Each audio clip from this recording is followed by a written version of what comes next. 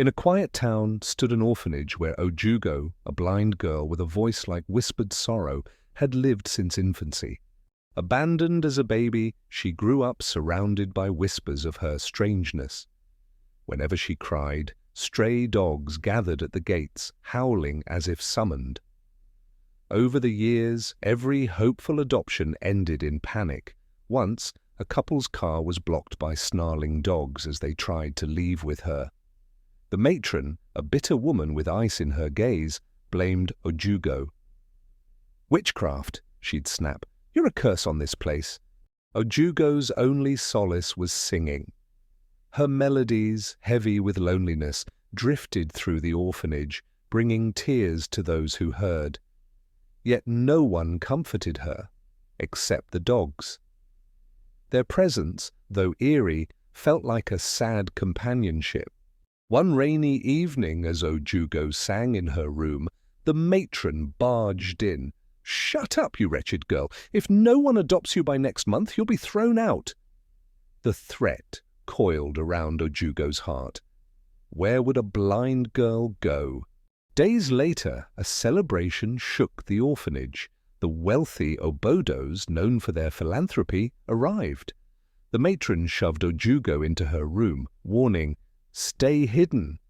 But Ojugo's voice slipped through the cracks, enchanting Mr. Obodo. "Who's singing?" he asked, following the sound to her door. The matron protested, but the couple pushed past, finding Ojugo curled on the floor, her song trembling into silence. Mrs. Obodo knelt, tears in her eyes. "You've touched our souls," she said. Against the matron's protests, they adopted Ojugo. The Obodo's mansion was grand, but their daughter, Amara, seethed. At 18, she'd been their only child, and jealousy festered. Her friend Inim stoked her rage. "They'll replace you." Amara's spite turned cruel. She tripped Ojugo, poisoned her food, and finally planted a bloodied knife under her pillow. "Ojugo attacked me," she screamed one night, clutching a self-inflicted wound. Horrified, the Obodos discovered the evidence. "She's dangerous," the matron had warned. Heartbroken, they returned Ojugo to the orphanage, but the matron refused her. "No room here." Ojugo collapsed, despair swallowing her. Her maid, Uju, vowed, "You'll stay with me."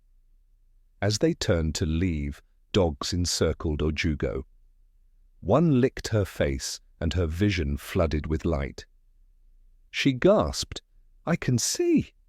A scream pierced the air. Inside the orphanage, the matron writhed, her eyes scorched blind. "I cursed you," she confessed. Ojugo's mother, Adobe, had been her friend, a vibrant woman whose life the matron destroyed with a curse, transforming her into a stray dog. Only unconditional love could break the spell, a love Uju had given. Adobe, now human, emerged, tears streaming. "I've watched over you always," she whispered. The matron's envy had trapped them both, but Uju's kindness shattered the curse. Reunited, Ojugo and Adobe returned to the Obodo mansion, now rightfully theirs. Adobe was the heiress to her father's fortune, stolen by the matron's lies. Amara, exposed, fled in shame, while the Obodos begged forgiveness, offering Ojugo a place in their reshaped family. But Ojugo chose Uju and her mother.